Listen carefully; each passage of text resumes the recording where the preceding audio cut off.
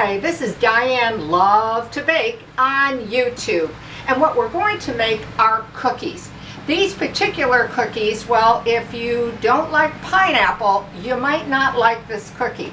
But I have a feeling if you try this recipe, even if you're not really sure about pineapple, you're going to love them.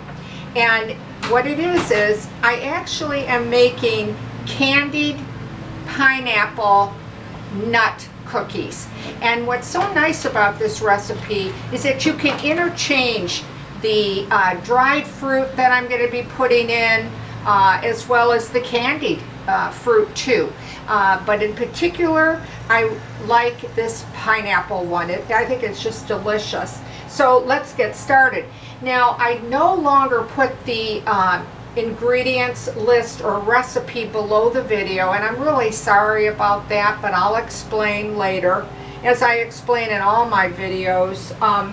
Is that if you want to take notes, hopefully I'll go slowly enough and clearly enough that you can jot it down. And I tend to try to repeat it too a couple times, not to drive you crazy, but just so that if you say, gee, I missed that, or I didn't really hear it well, and then you've got to play it back. So I'll probably mention it a couple times, all right? Well, first off, you can use your stand-up mixer. You do not have to use your stand-up. The hand mixer is, really easy and versatile to use, but I like my stand-up for the videos. But you can make this recipe very easily with your handheld, okay? So in case I said that wrong, I apologize. So let's get started. First up, you're going to need a half a cup of butter. I went ahead and I cut it up into small pieces because it's easier to cream that way, I feel. In particular, my kitchen is very hot today. It's probably about 89 degrees in here. So it's softened because you want it to be not melted, but you do want it softened. So that's a half a cup of butter that I'm putting in.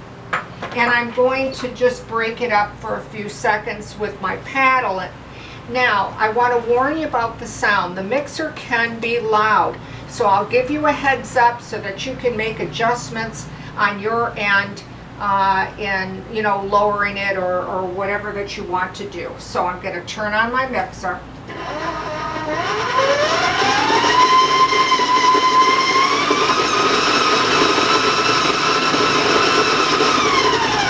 Okay, and cream the butter. In other words, break it up.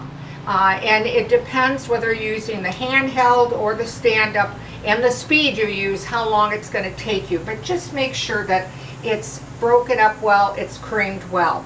The next thing we're going to be putting in is 3/4 of a cup of granulated sugar to the butter. And this is where you do want to spend 2 or 3 minutes to really cream it together, to have the sugar and the butter to come together. But I'm going to move it along due to the video and warn you about the sound.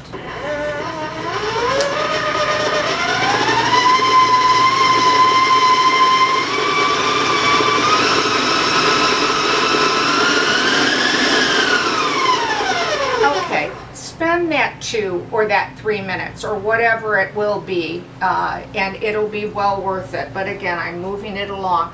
The next thing is we're going to put 1 egg, and I've had this also at room temperature, and we're going to beat that in with the butter and the sugar. And warn you about the sound.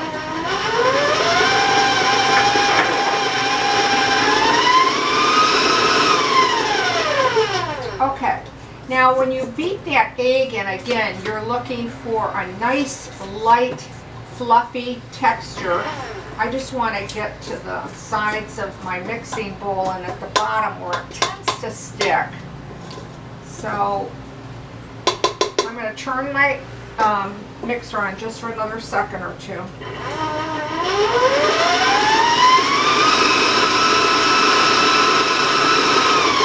And again, spend time, at medium high or whatever to get this as lemony color light as possible if you can, okay?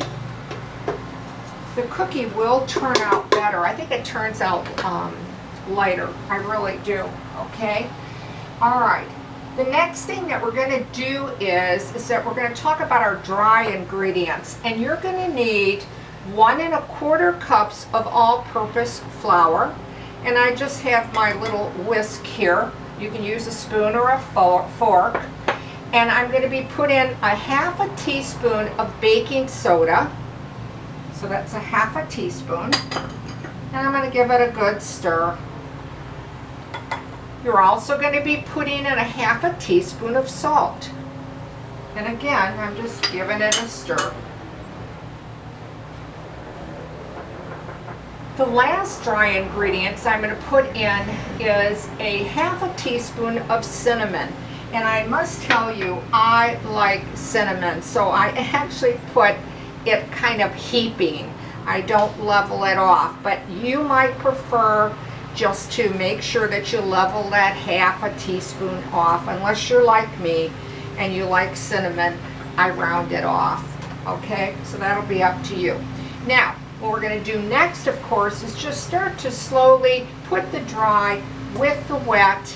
Okay, and I'm going to warn you about the mixer. I'm going to be on low because I don't want the flour to go all over the kitchen.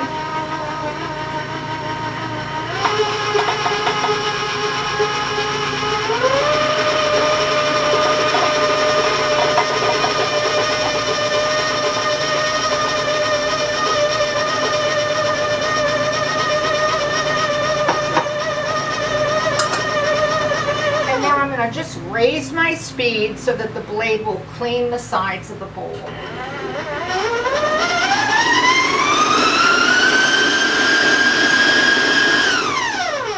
Okay, and then once again, I really always have to get to the sides and get to that bottom, as well as knock off the excess that's caught on the blades here.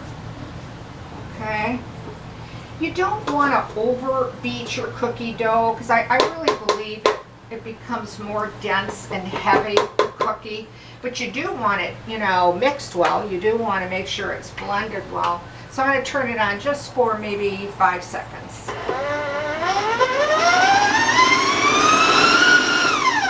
Okay. Now we go to our pineapple. This is candied pineapple. You can pick it up at your local grocery store or fruit market. And what I did was I took a cup of the candied pineapple. Yes, it's with sugar. And you do want to cut it up. You don't have to make them real small. So generally it's about whatever size they are, it's kind of cut in half. Because you want a person, when they bite into the cookie, you want to be able to get them to get a piece of that pineapple, but you don't want the hunks too big. So I do chop it, okay? But like I said, I don't dice it or anything like that. I don't like this cookie to have the diced. Now, you can fold this in by hand, but I prefer to use my mixer, and I'm not going to do it for long so that I don't break up that pineapple either. But I like the even distribution when I use my mixer, and I warn you about the sound.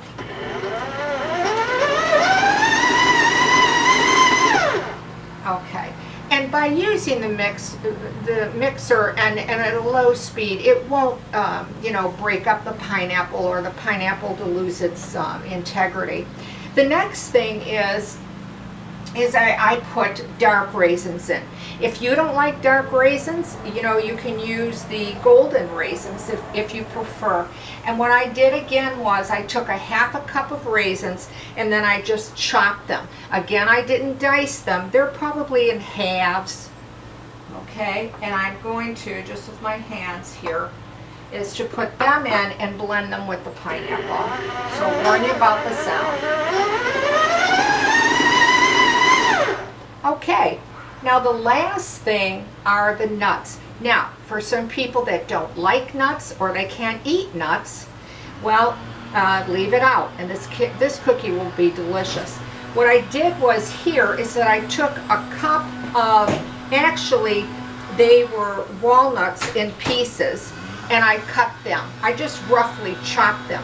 Now, if you do like a lot of nuts, you can add, you can go up to about, I have done this, a cup and a half of nuts. But this is a cup here, okay? And these are walnuts. Now, you can use whatever type of nut that you prefer. If you like, you know, almonds instead of walnuts, or you have preference to other type of different nuts or cashews, then feel free. But again, this is 1 cup that's been chopped. And like I said, you can go to 1.5 cups if you really like a lot of like nuts. And then I'm just gonna mix it, so I'll warn you about the sound, but again, not too long. I don't want to break up anything. I just want to blend it, get it mixed together evenly.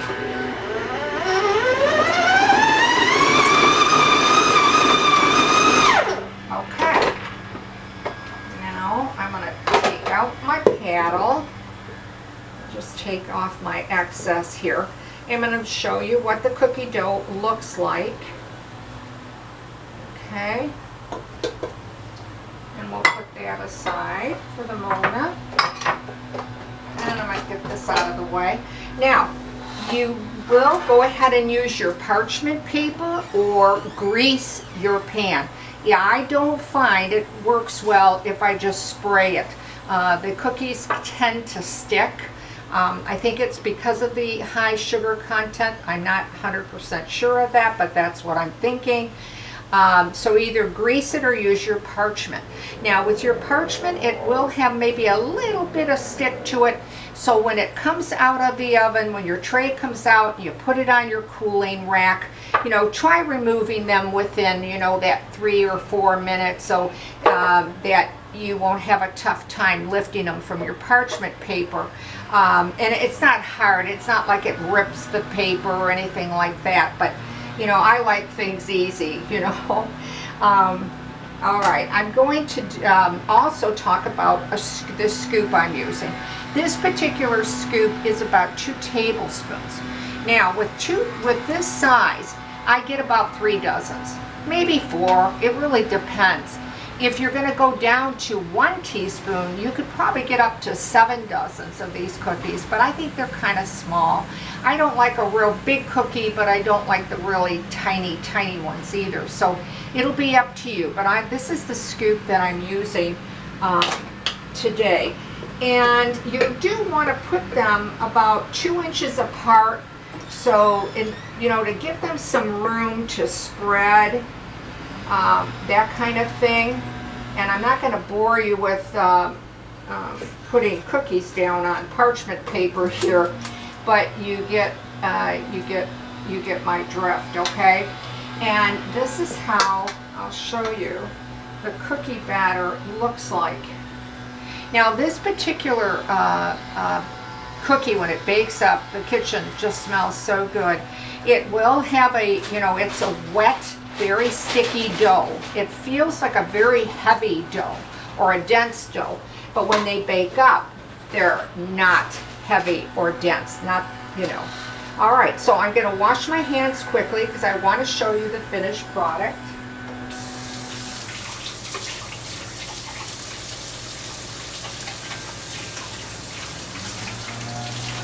Because as we know, working with raw cookie dough and raw eggs, you want to have clean hands.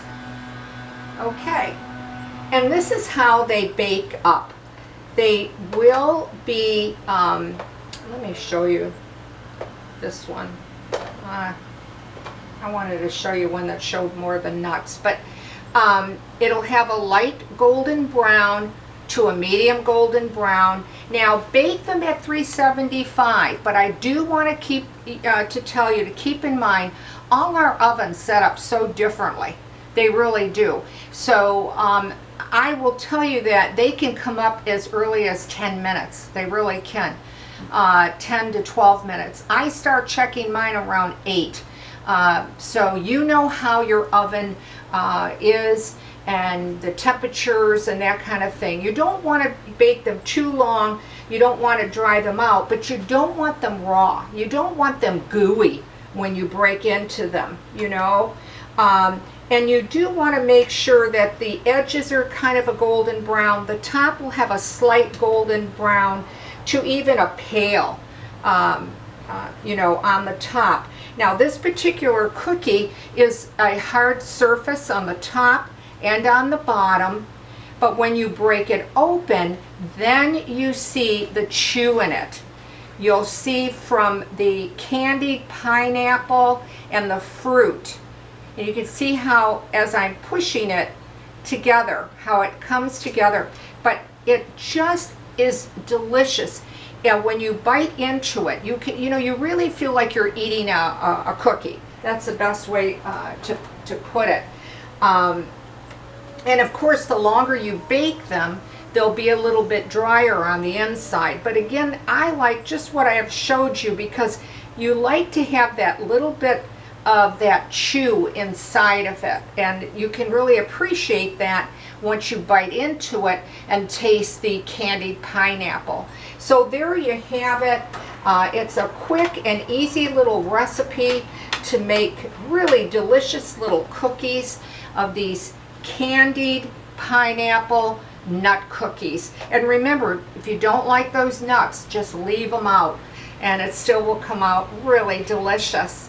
So, oh, also, I wanted to explain very quickly, I no longer put my recipes on. A lot of people write, why? Well, I'm not alone on this, but I get so frustrated when I tell people, you know, if you try this recipe, let me know what you think, or you have a comment, or you have a question, and I want to answer you. And here's my work being on other sites. It's being pinned, it's being posted as others, and I'm not alone on this, that's for sure. It's just not worth the time anymore. So that's why I try to go through the recipe very clearly for you if you're interested in jotting that recipe down. If you're so inclined and you'd like to subscribe to my channel, well, I can't thank you enough, or ring the bell. But if you do try this recipe, please write to me. I'd love to hear from you. I will do my very best to answer in a timely fashion. So I want to thank you for watching Diane Lovetobake on YouTube, because that's the only place that I place my videos on, is YouTube.